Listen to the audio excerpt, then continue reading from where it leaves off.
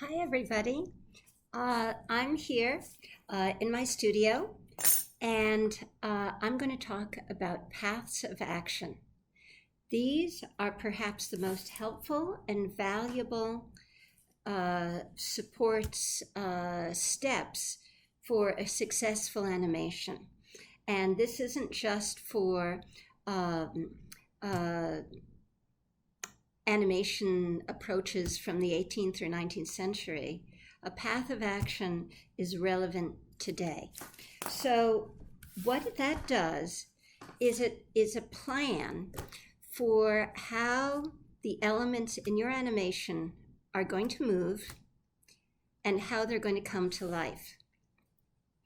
So the way we're doing this animation, this zoetrope animation, is we're going to make an animation with 14 frames, and the size we may have already talked about of each frame is 2.5 inches by 3.5 inches. So I've cut out strips, I've drawn the frames, and I will be putting the strips together when I get a little further along in this process. So a path of action is like a diagram. It's a plan for the trajectory of the elements, where they go, how fast they go, how slowly they go, and even how close they get. So what I did, and I'll do another one right over here, is I figure out an element that I want to include. Today I'm going to play around with a little airplane. And so I'm going to make a trajectory. This is the path on the frame. So, and let's see, I can make it a little easier for you to see by using a marker. And so this is on scrap paper, but it's of the same format as the completed animation. 2.5 inches wide, 3.5 inches tall. And I've made a diagram on it. This is where this airplane is going to go. Now, here's the next step, which is really, it always blows me away when I reflect on it and when it works, which if you do it correctly, it will work every time. So I said that there are 14 frames in this film that I'm making. And so there are 14 opportunities. There are 14 drawings I'm going to make of this plane. I've decided that there are going to be 3 trees in the place where this plane flies, and I'm going to draw those trees 14 times. And so I'm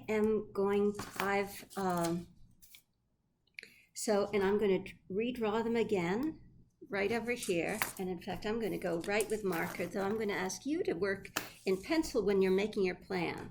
So we have a landscape, we have a tree in the foreground. I'm hoping you can see this. So a tree in the foreground and a little shadow. So I'm going to aim this down so maybe you can see it a little better. A tree in the background with a little shadow, and a tree in the distance with a little shadow. So I've drawn all those trees in this landscape on my template. The beauty of this template is and this is just on copier paper, is that I can take this template, I can take the strips that are ultimately going to be my animation, and let's see if I can do this. I can put this at the window, and you guys see, I'm going to see if you can see it. The sun's starting to go down, but I don't know if you can see how we can see through the paper. And so I can draw these trees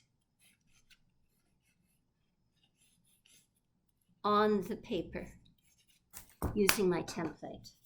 And actually, this is the one I just drew, so I'm going to erase that because I already have one right here.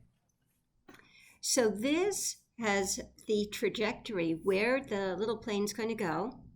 It's got the 3 trees in the landscape, which are going to be consistent.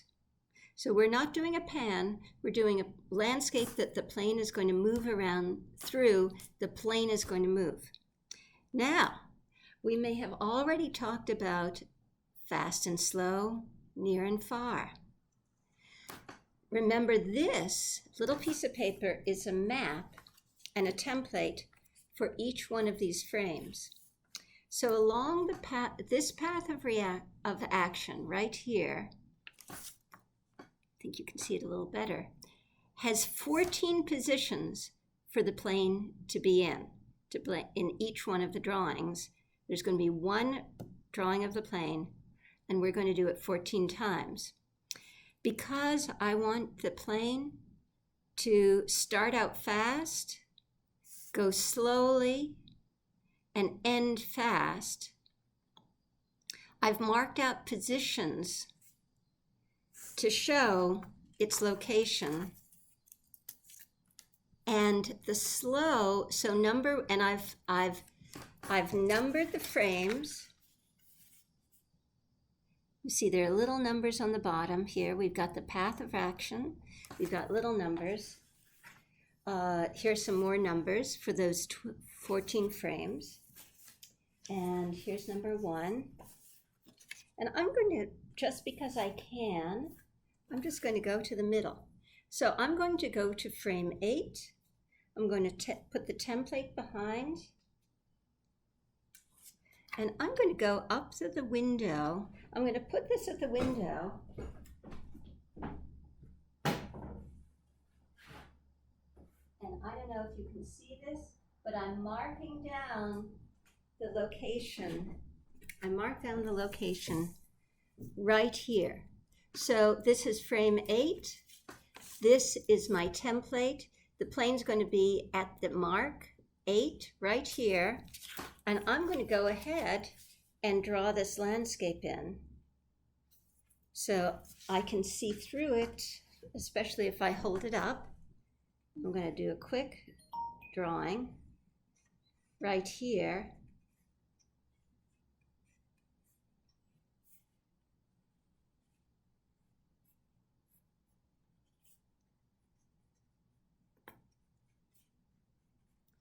So I've drawn the 3 trees and the location of the airplane. And in fact, I cut out a little tiny airplane. I drew it and I cut it out of paper. I don't know if you can see this. There we go. Trying to see how we can see it. Guys, thank you so much for your patience. Once again, I'm not, of course, an actor, and I usually am in the classroom with you guys, and we're doing this together.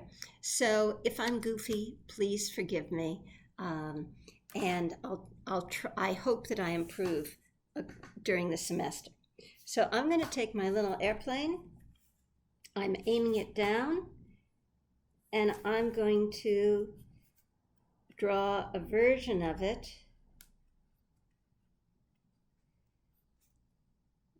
right here in the position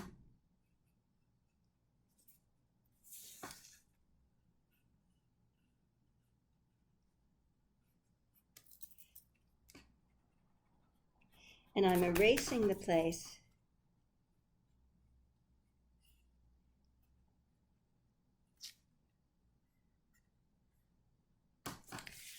okay, and I'm going to make this thing a little bigger. So because I want it to appear as if it's nearby and diving, I've just drawn it in position number 8, which I guess is a little hard to see over here. Position 8 on the 8th frame. So every single frame is going to have the same trees, but in the same position. But the airplane's going to move. I'm going to pause this and do a little more drawing. And then I'm going to set up to show you how you can apply color. I'm going to pause this right now.